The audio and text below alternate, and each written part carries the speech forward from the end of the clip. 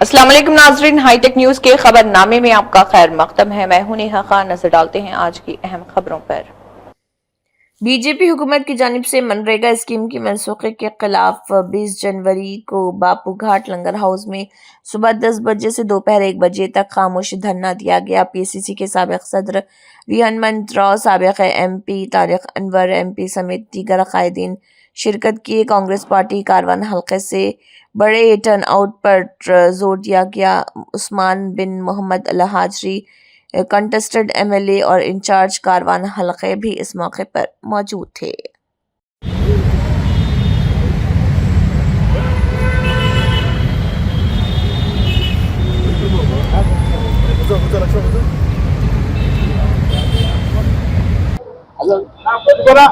आज बापू घाट पर कांग्रेस पार्टी की तरफ से साबिक पीसीसी प्रेसिडेंट जनाब हनुमंत राव साहब और जनाब तारिक अनवर साहब एमपी, उन्होंने यहाँ मनरेगा का जो स्कीम हमारी कांग्रेस गवर्नमेंट की जानिब से लागू थी, उसको मोदी गवर्नमेंट ने जिस तरह से गांधी के नाम के साथ जो उनको यानी तकलीफ है, क्योंकि गांधी एक अमन का नाम है, गांधी इस मुल्क की आज़ादी का नाम है, गांधी इस मुल्क में ईसार और कुर्बानी का नाम है, उस नाम को मिटाकर ये फिरका परस्ताना जो एजेंडा है इन लोगों का, उस एजेंडे के तहत गांधी के नाम को मिटाना, मनरेगा जो स्कीम है उसको मिटाना, उन लोगों की जो सोच है, जो तासुब पसंदी है, जो लोगों में बांटने की जो उनकी सोच है, उसके खिलाफ आज कांग्रेस पार्टी की जानिब से बापू घाट लंगर हाउस में धरना मुनज़्ज़म किया गया और यहाँ से ये पैगाम दिया गया कि तेलंगाना कांग्रेस पार्टी, हमारी रियासती कांग्रेस पार्टी, हमारे चीफ मिनिस्टर, हमारे पीसीसी प्रेसिडेंट और तमाम ने यकसू होकर, एक आवाज होकर बीजेपी के ये फाशिस्ट ये जो अज़ाइम है उसको नाकाम बनाना, उसके लिए आज यहाँ जमा हुए। गांधी जी का नाम मिटाने का मकसद नहीं है उनका, यहाँ से सेकुलरिज्म को मिटाने का उनका मकसद है, यहाँ के कॉन्स्टिट्यूशन को मिटाना उनका मकसद है। उसके खिलाफ तमाम हिंदू मुस्लिम तमाम लोग यहाँ जमा हुए और ये पैगाम दिए कि हम बीजेपी के अज़ाइम को किसी भी कीमत पर कबूल नहीं करेंगे और इसके खिलाफ जहाँ तक हो सके मुनज़्ज़म तरीके से पुरअमन जद्दोजहद जारी रखेंगे जब तक कि उस स्कीम को दोबारा बहाल न कर दिया जाए। आज के इस मनरेगा कार्यक्रम में हिस्सा लेने आए हुए हमारे तमाम साथी, खासकर विशेष रूप से हनुमंत राव जी, जो तेलंगाना के ही नहीं बल्कि पूरे देश के पैमाने पर इन्होंने काफ़ी काम किया है और हमारे एक प्रकार से वो भाई की तरह है। हनुमंत राव जी का निमंत्रण प्राप्त हुआ। वैसे तो मैं एक निजी कार्यक्रम में आया था, लेकिन हनुमंत राव जी का आदेश हुआ कि आज के इस जो आप सब लोगों ने एक पूरे कांग्रेस पार्टी ने जो फैसला लिया है, वो मनरेगा ये जो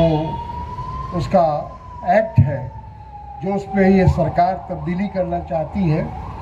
उसके खिलाफ हम सब लोगों का एक ये धरना का कार्यक्रम है। तो हनुमंत राव जी के निमंत्रण और उनके आदेश का पालन करते हुए मैं यहाँ आया हूँ। यहाँ पर बैठे हमारे डीसीसी प्रेसिडेंट खालिद सैफुल्ला साहब, हमारे बोटा रोहित जी, हमारे कंवर एमएलए कंस्टेंट उस्मान साहब, फखरुद्दीन साहब, अफसर यूसुफ जकी साहब, राजेश अग्रवाल जी, महिला कांग्रेस की उषा श्री जी और सभी यहाँ पर जो लोग बैठे हैं उनका मैं नाम नहीं ले पा रहा हूँ। मैं सबका धन्यवाद देता हूँ। फखरुद्दीन का हो गया। मैं अपनी ओर से धन्यवाद देता हूं। और मुझे इस बात की खुशी है कि जो ऑल इंडिया कांग्रेस कमेटी ने जो एक फैसला लिया है उसके बारे में लोगों ने यहाँ जिक्र किया भी और बताया कि क्या आवश्यकता पड़ी